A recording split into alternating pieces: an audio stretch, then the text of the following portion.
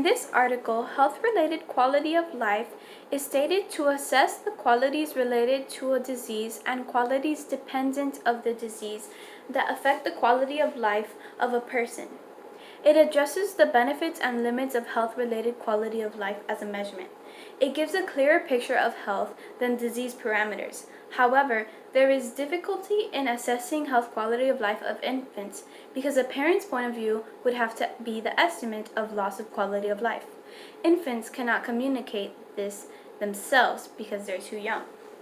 The article addresses the fact that the instruments that measure quality of life are used to assess current experiences, and then gave one example of a long-term assessment in which a study compared the past experience with a disease to a current experience with the disease in adults. The author highlights the fact that the impact of disease on quality of life is not only important in healthcare but also to those living with the patient. Those living with the patient reported much emotional distress as a result of the patient's illness. The author then goes closer into the quality of life of patients with atopic dermatitis, also known as eczema, which is a skin disease that affects many people and causes skin lesions.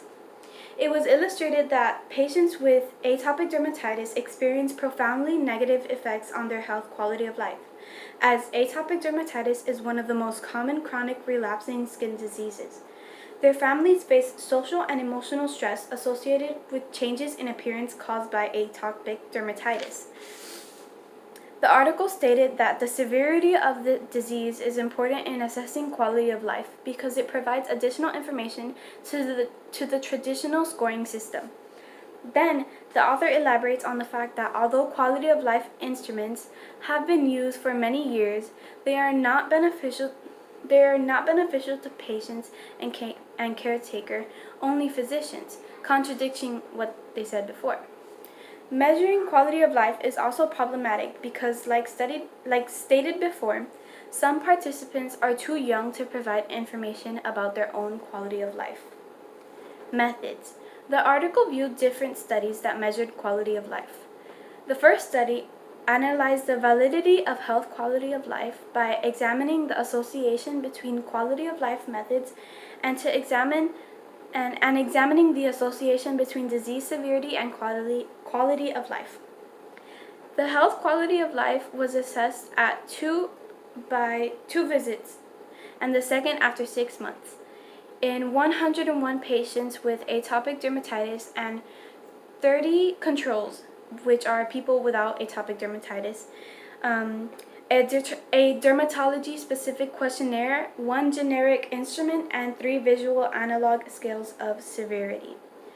35 children and 3 to 14 years old were included. Another similar study was in Japan, and they used a cross-sectional and longitudinal questionnaire, however, on 162 adult patients.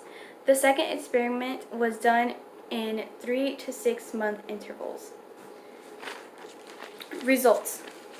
The first study showed that atopic dermatitis patients had significantly lower quality of life than the healthy controls and general population. It was concluded that atopic dermatitis has an important impact on health quality of life.